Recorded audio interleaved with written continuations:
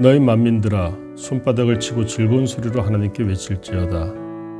지존하신 여호와는 두려우시고 온 땅의 큰 왕이 되심이로다.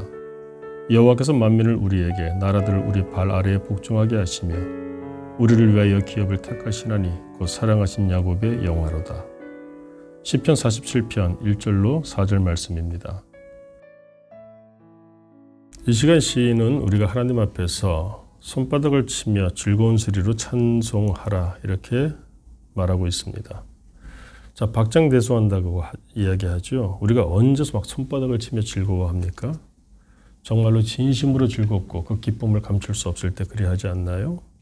하나님 앞에서 이와 같이 하라는 겁니다. 왜 그렇습니까? 우리 하나님은 2절을 보니까 온 땅의 큰 왕이 되시기 때문에 그렇다는 겁니다.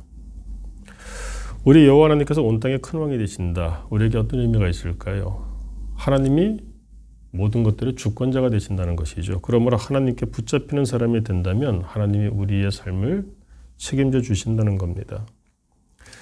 3절과 4절 말씀 보세요. 여호와께서 만민을 우리에게 나라들을 우리 발 아래에 복종하게 하시며 우리를 위하여 기업을 택하시나니 곧 사랑하신 야곱의 영화로다.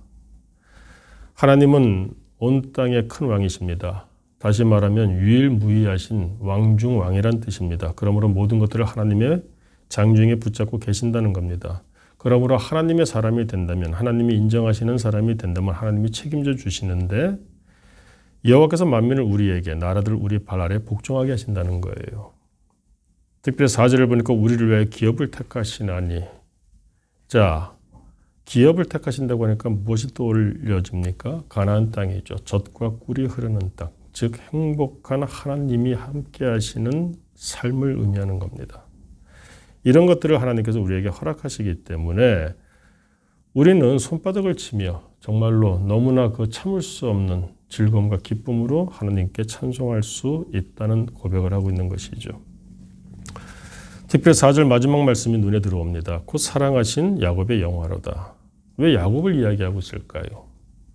야곱하면 특징이 있습니다. 첫째는 쌍둥이로 태어났죠. 그런데 찰나의 순간으로 장남이 아닌 차남으로 태어납니다. 그 찰나의 순간인데 그것이 굉장한 운명을, 숙명을 결정짓죠. 하나님께 복받을 수 있는 장자의 명분을 가지느냐 못 가지느냐. 야곱은 장자의 명분을 가질 수 없는 존재였습니다. 더더구나 형 에서는 힘이 강한 자였어요. 당시의 사냥꾼으로서 이름을 널리 알릴 만큼 힘이 있는 자였죠. 그러나 반면에 야곱은 유약한 사람이었습니다. 무력한 사람이었어요. 그러다 보니까 또 인간적으로도 그렇게 큰 매력이 없습니다. 정직하지 못하고 간교하고 심지어 형과 아버지를 속여서 도망까지 가야 되지 않습니까? 자, 그런 야곱, 한마디로 표현하자면 어떤 사람입니까? 그 사람은 복받을 자격이 없는 사람이죠. 전혀 조건이나 여건이 복받을 그를 형편이 못 드는 사람입니다. 그런데 하나님이 그를 택하셨다는 것이죠. 그리고 곧 사랑하신 야곱의 영화로다. 그에게 하나님 나라의 영화, 모든 가나안 땅에 그 약속을 주셨다는 겁니다. 그 이유가 무엇일까요? 이유는 한 가지입니다. 하나님이 그를 택하셨고 그 은혜 가운데 그가 엎드려졌기 때문에 그렇습니다. 야곱이 마침내 하나님을 뵙죠. 베델에서, 그 광야에서 돌베개 베고 자다가 그 천군 천사들을 보게 되지 않습니까? 그리고 하나님을 보게 되지 않습니까? 그리고 신앙 고백을 하죠. 베델에서 만난 하나님. 그뿐이 아니죠. 외삼촌 라반 집에서 10수년간을 고생하다가 돌아오는 길에 또 형 에사가 칼을 갈고 400인의 용사를 거느리고 보복하겠다고 기다리고 있습니다. 그런데 야복강가에서 그가 잠을 이루지 못하죠. 그러다가 또 하나님을 만나죠.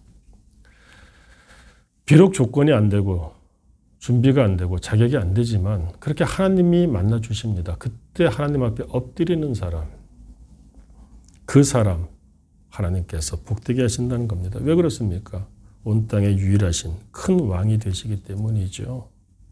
그러므로 그 하나님께 붙잡히는 사람이 되고 순복하는 삶을 산다면 하나님이 책임져 주신다. 그러므로 손바닥을 치며 즐거운 소리로 하나님을 찬양할 수밖에 없는 그런 삶을 살게 된다는 겁니다.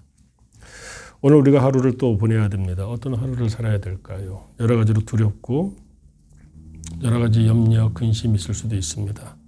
그러나 이 시간 우리 여호와 하나님이 누구신가 생각해보고 맡길 수 있기를 바랍니다.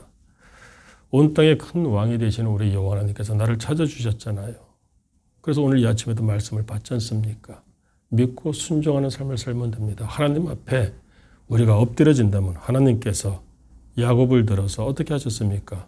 하나님의 백성인 이스라엘의 태도로 삼으시잖아요.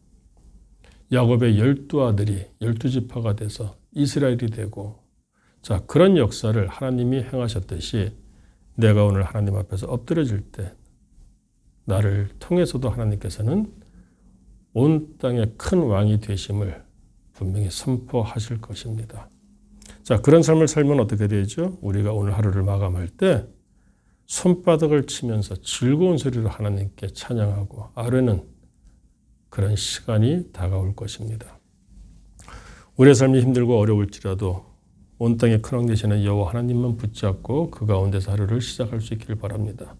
하나님 앞에서 엎드려질 때 하나님은 그를 외면치 아니하시고 그를 높이 드시며 하나님께서 오직 유일하신 큰 왕 되심을 우리의 삶을 통하여 보여주실 것입니다.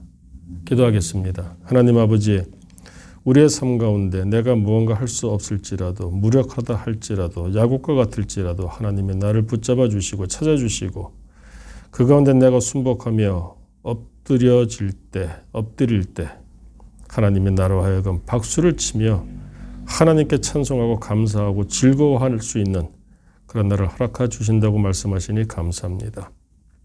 오늘도 우리가 하루를 살아가야 되는데 내 생각, 수단, 방법 다 내려놓게 하시고 이 아침 하나님 말씀을 주셨사오니 우리가 하나님의 사람답게 말씀 중심으로 살아가게 하옵시고 그러므로 하나님의 능력이 임하여서 이 저녁에 정말로 우리가 손바닥을 치며 하나님의 은혜로 살았음을 즐거이 감사하며 기쁨 가운데 찬송할 수 있는 시간들을 보내게 하여 주옵소서.